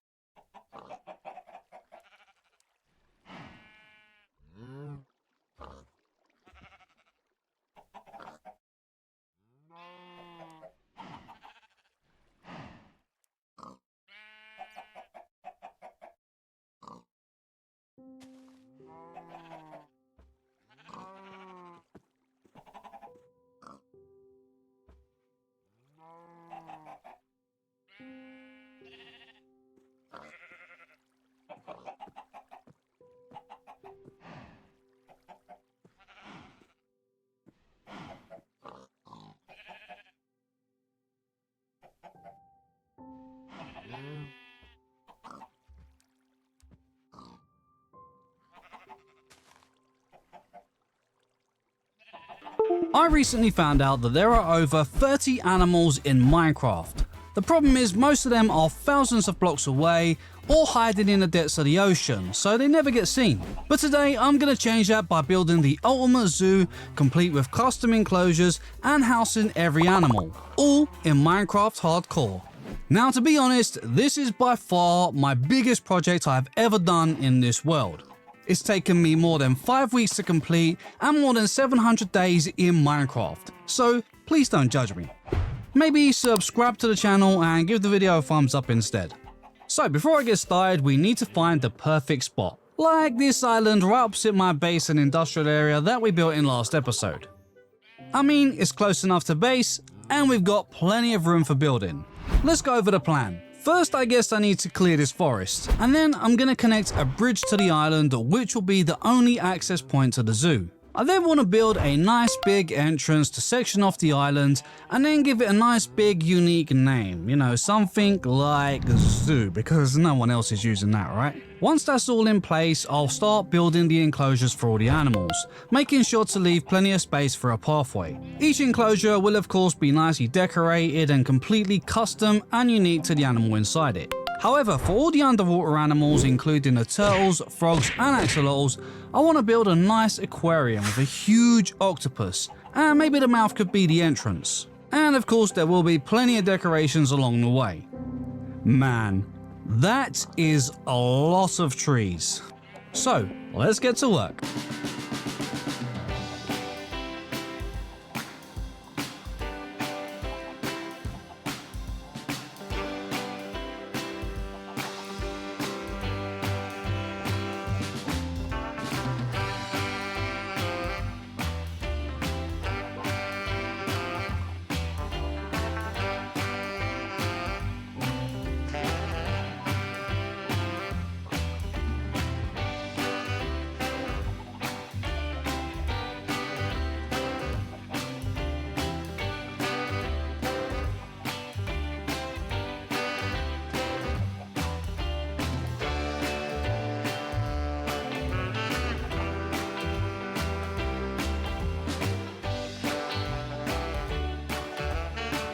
With the area cleared, I guess the best place to start is the bridge. I decided to go with a brick walkway, which I think will extend throughout the zoo. I also mixed in some granite for some variation, and for the walls I added some pillars which extended down underneath the bridge to make a bit of an archway. At this point the bridge was looking very grey, so I added in some polished granite for a little bit of colour. And then finally I finished up with some details and added in some iron bars for railings. Okay, that's not bad. I'm not 100% sure on the design just yet, but I think it works. I'll see how it looks once we get the entrance all in place, but at least we have an access point to the island now. With the bridge all in place, I decided to start planning out the layout for the zoo. This step usually is time consuming, but it always makes the build process much easier in the long run. I started by planning out the entrance and then moved on to organising the layout for the enclosures, making sure that I kept space for a pathway through the middle so that I could have animals on both sides. At the same time, I was also trying to keep in mind which animals would go inside each enclosure. This allowed me to make them a good size for each animal. One of the great things about planning is that it always helps you come up with new ideas and inspiration. One of those ideas for me was adding a raised area for some more enclosures in the aquarium. I felt this would help add more scale to the zoo and make the area stand out when looking at it from a distance. Okay, that really was a huge job, but at least most of the area is all planned out now. I still need to plan out a few more enclosures to go somewhere up here, but first I need some name tags for all the mobs. Ah, seriously Rick? Only 12 name tags at a time? I thought you was an expert. Well, I guess I might as well repair my tools while I wait for him to restock. So...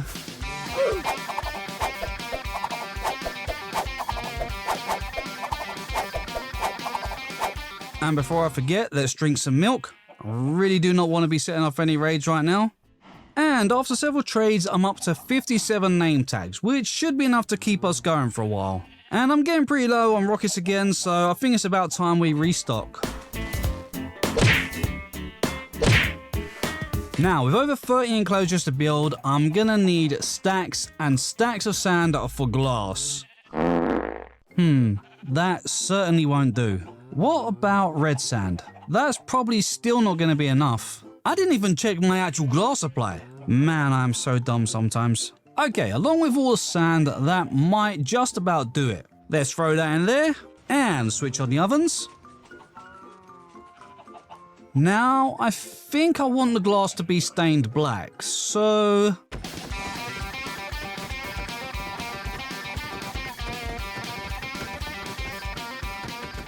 Wow, that actually stained more glass than I expected. Although I have no idea if it's enough, but it will do for now. Luckily, I have tons and tons of raw copper. but smelting it, that's gonna take a while. While I was waiting, I spent some time gathering a bunch of materials, including jungle logs, leaves, bamboo, mud, mangrove logs, packed ice, snow blocks, and I came across a mushroom island, so I gathered some mushrooms and some mycelium. Not that there was much else on offer to gather. Seriously, I feel like I've been waiting forever, and so far, only 7 blocks have oxidized. 7. Like, how long does this stuff take? You know what, I guess I should just get a start with building.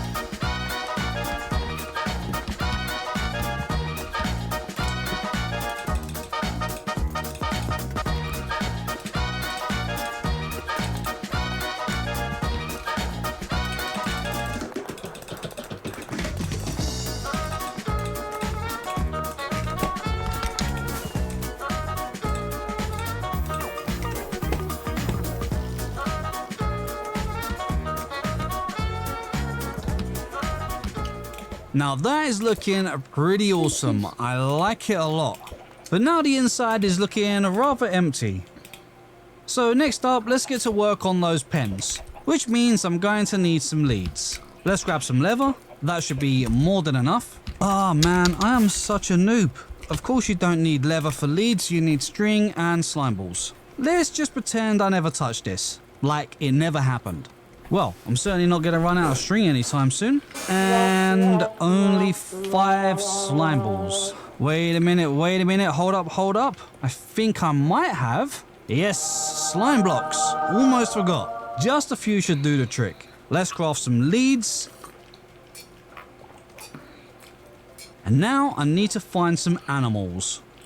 Gathering the chickens, sheep and pigs was pretty easy. I mean, there's plenty of them everywhere. But I also found some trader llamas. Seriously, these guys were so rude, they just wouldn't stop spitting at me. And they even killed my sheep. Luckily, I had no problems finding more. Now, with a bunch of animals, I got straight to work on the enclosures. Starting with a chicken pen, I added in some walls and then built a simple little coop to shelter them from the rain. I tried to keep the design pretty simple but decorative at the same time. I mean, you guys know how much I love my decorations. Next up was the pig pen, and I wanted this one to look a little bit messy, so I switched the grass for some mud and podzol. Then I built a small custom tree with a small shelter to the side, and then finished it off with some small details and a little water trough.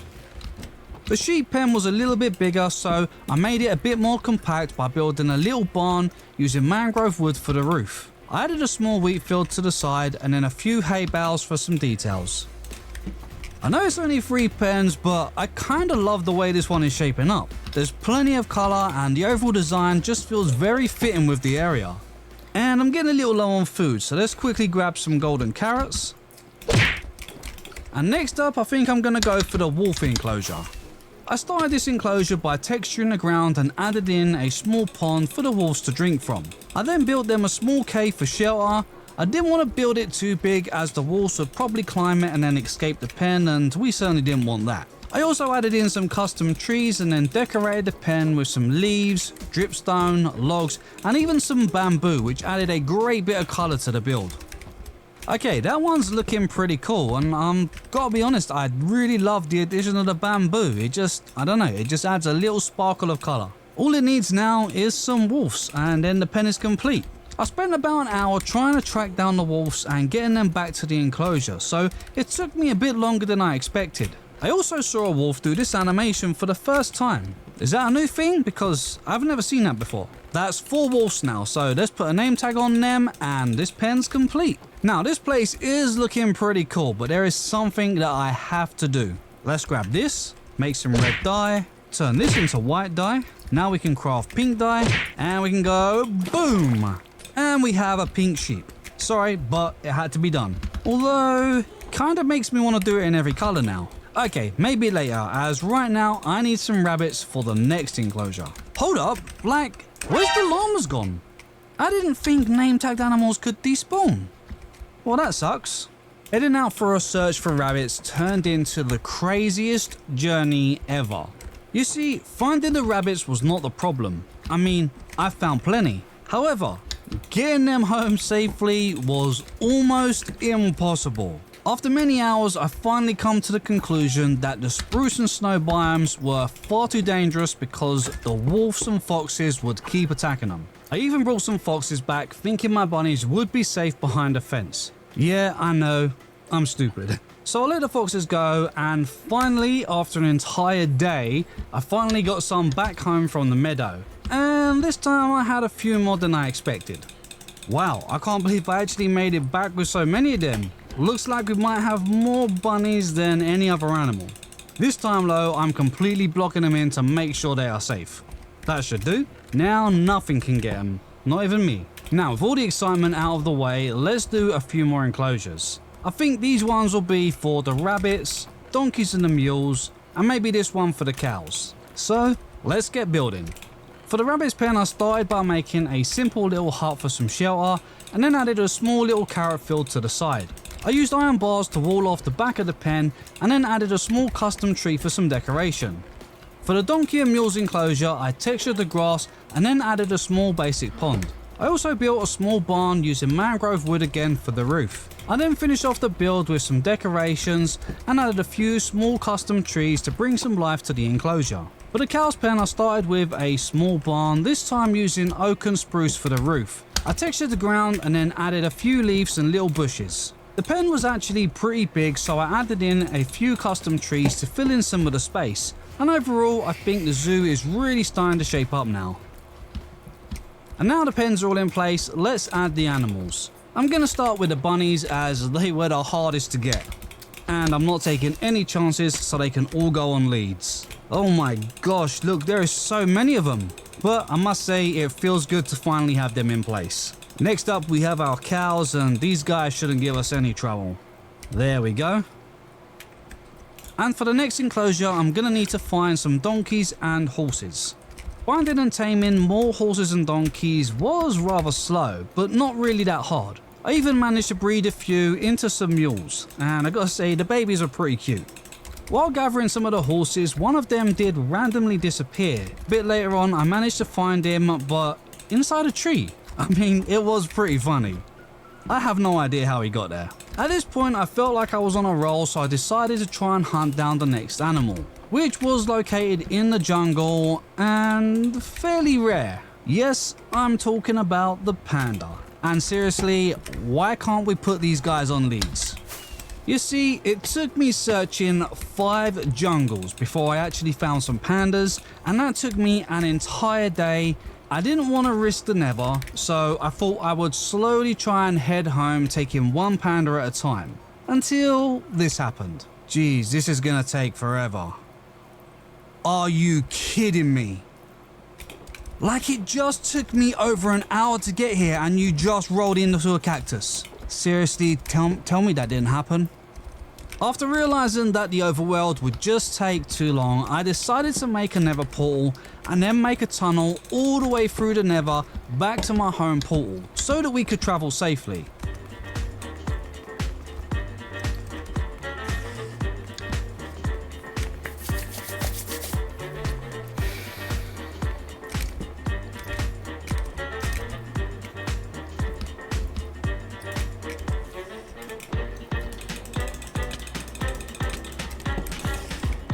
Now, it was quicker than I expected. I mean, it did take me like 3 to 4 hours, but it will be handy having closer access to the jungle now. Come on, buddy, just through here. And let's quickly get you back in our boat. There we go. And now we just have about 1,000 blocks, maybe a little bit less to travel, but it certainly beats going through the overworld. Finally, we are back at base and so close now. Yes, we finally did it, and I'm sticking a name tag on you straight away so that you don't despawn.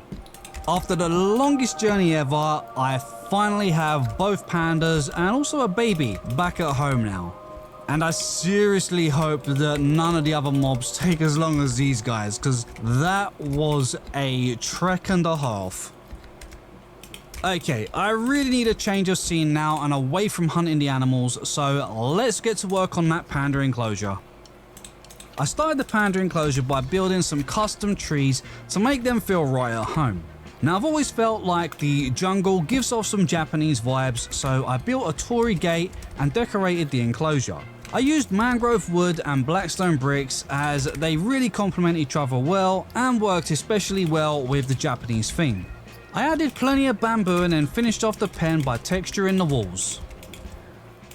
And now that the babies have all grown up, I have 4 pandas, 4 mules and 4 donkeys. So I guess next we should get them into their pens. Starting with the pandas, which we can easily trick with some bamboo. And of course, now they're in there, I'll let them have some so that we can trigger love mode. There we go, 6 pandas should be plenty. Oh, and of course, let's not forget to name tag the babies as well. Now we can move the donkeys and the mules, and thankfully we can put these guys on leads, so that makes life much easier. Well, they look pretty happy in there, so I'd say that's another job well done. Now I guess I should probably repair my tools as they're not looking so good.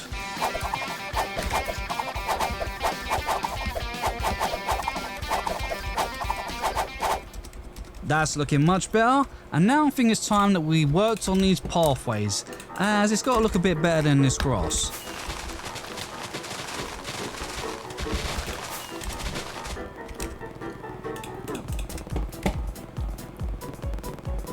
Wow, what a difference that makes. I mean, we could probably do with a little bit more texturing, but overall I think that looks great. And now the paths are in place, I think I want to start working on the parrots enclosure, which is going to use a bunch of copper, so hopefully enough of it has oxidized by now.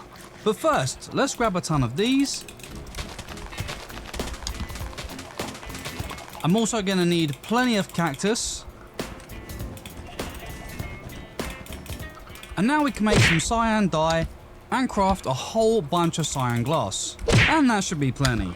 Now, I have been gathering and placing a whole bunch of copper on and off for a while now, and it looks like we should be ready to get this enclosure all built. For this build, I really wanted to change things up a little bit and make use of the oxidized copper. My goal was to build a kind of greenhouse style enclosure with a little bit of a tropical vibe. And the copper made a great change, which really made the build stand out amongst everything else, with the cyan glass really helping bring the whole build together. For the roof, I went with a kind of dome shape with an apex at the front and back just to add a little bit of detail. And I must admit, this build used a lot more copper than I expected. As for the inside, I wanted to keep everything colourful and bright, so I used some moss for the grass and then added some jungle trees with plenty of flowers just to make it vibrant and give it that pop of colour. And look at that, using the copper really breaks up the area from all of that wood, and the red colour from the brick floor just really makes everything, I don't know, just inviting. You know, I think this might just be my new favourite build. But we are still a long way from done, so I still have a lot more work to do. But next up, we need some parrots. Luckily, I have seeds for days, weeks, months, maybe even years, so this shouldn't be a problem. But unfortunately, we can't breed them, so it looks like we're gonna have to try and find them. Oh, this guy's on the lookout. So where are all the parrots? Wait, was that? Aha, yes it was. You wanna be my friend, buddy? Come on, don't be greedy. And we have a new friend. Can I just pretend this guy's a parrot? I mean, he has wings and he likes seeds. Okay, maybe not. After searching for about an hour or two, things were going pretty good. I'd found 3 parrots, and then this happened. I don't think so, buddy. No, you have got to be kidding me. Like, I have no words.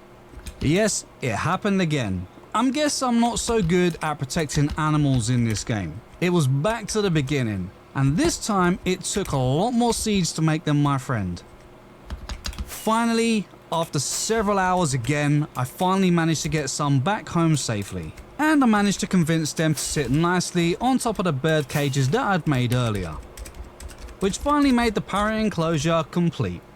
At this point, I was eager to get back to building, with the next 3 enclosures being for the mushroom cow, the foxes, and the ocelots. Starting with the mushroom enclosure, I switched out the grass for mycelium and decided to add a little pond. I didn't want to overwork this enclosure, so I kept it fairly simple, just added in a few custom mushrooms to match the mushroom island. I used some end rods and some mushroom blocks to make these mini mushrooms, which worked out as a great way to add a bit of light to the enclosure. Next up was the fox enclosure, which again I kept fairly simple. I used podzol and coarse dirt to create a bit of a muddy forest feel, and then built a small kind of burrow for the foxes to live in. I knew foxes could jump high, so I chose not to add any trees, but I added some bushes instead, and then placed a few berry bushes in for some detail. Finally, I moved on to the ocelot enclosure, where I went for a bit of a jungle vibe. I added in some more jungle trees and a small pond, along with a small cliff for the ocelots to climb. Then I finished it off with lots of leaves and foliage. Now, this place is really starting to feel more like a zoo, and I just love all the colours. It just looks so vibrant and colourful. Now, before I do anything else, I need some rockets. So, let's grab some sugarcane. And I only have 2 stacks left, so... stocked again, but they won't last long. Now that I was stocked on rockets, I could return to the Mushroom Island, which was over 5,000 blocks away. Luckily, I managed to bring back some mushroom cows using a bow, which was surprisingly easy. Once they were in their enclosure, I headed off to find a tiger biome, where I found a couple of foxes that did give me a little bit of trouble, but I did manage to get them home safely. Once they were in their enclosure, I bred them to make a few more, as it was much easier than trying to gather some more. Finally, I headed back to the jungle for some ocelots, and these guys did not make it easy for me. I mean, somehow they kept getting off their leads, but after a lot longer than I cared to admit, I finally got a couple of them back home where I bred them, as that was way easier than finding more. Oh, look how cute this little guy is. Cute, but man, are you guys a pain in the butt to actually get home, so I'm glad that's all done now. Oh yeah, and I also found a new addition on my journey, so say hello to Percy the Parrot. Anyway, I still have a whole bunch of enclosures to build, and I will be needing a bunch more of the oxidized copper soon, so let's collect all of these. And I'll go ahead and place down another load.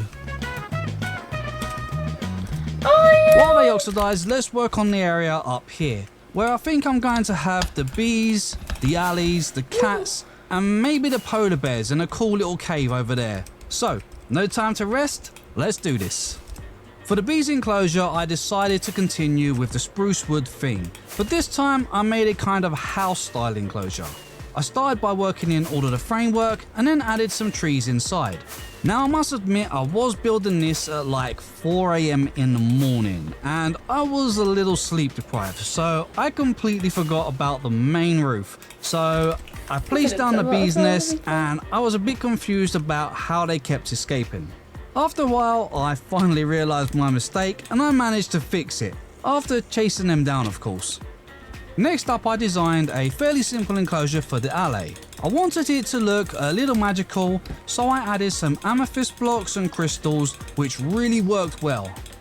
The cat enclosure was also fairly simple, following along with a similar design to the bee enclosure. Inside, I added a little stairway to a little house, and then some climbing poles and scratch pads for them to play on. Finally, I moved on to the bear enclosure, where I went for a kind of cold, snowy cave design. I filled in the walls with snow and ice, and I created a small pond so that the bears could have a swim. I then used some end rods to make some icicles for detail, which was a great way to add some light into the cave. And to finish off the enclosure, I added in a couple of custom trees and some bushes. Once that was all in place, I felt like the area still needed a little bit of detailing. So I built some custom trees, added some foliage and some flowers, and then finally finished off the center with a nice big water fountain, which really finished off all of the area. Oh my gosh, this place is just looking so cool now, and I'm not gonna lie, I think this is actually my favorite build that I have ever done. I mean, the enclosures up here fit so well with the landscape, but I must admit that the polar bear one is just my favorite. It just looks so cool. Although we are missing the animals, except for the bees of course, as they were in their hives. So I guess it's back to animal hunting. I started with the alley as I knew there was a couple close to my base at the pillager outpost. Now it wasn't easy with so many pillagers around, but I managed to release them from their cage, but one of them did get away. So to be safe, I put the other on a lead and quickly got him home safely. I did take a trip back to see if I could find the other one, and luckily he hadn't gone too far. After getting him home safely, I found some amethyst shards and made a jukebox, which I used to duplicate the alleys. They sure do love their music. I then went ahead and gathered up some cats, which I found from the local villages. Once I had a few, I took them home and bred them up for a few more.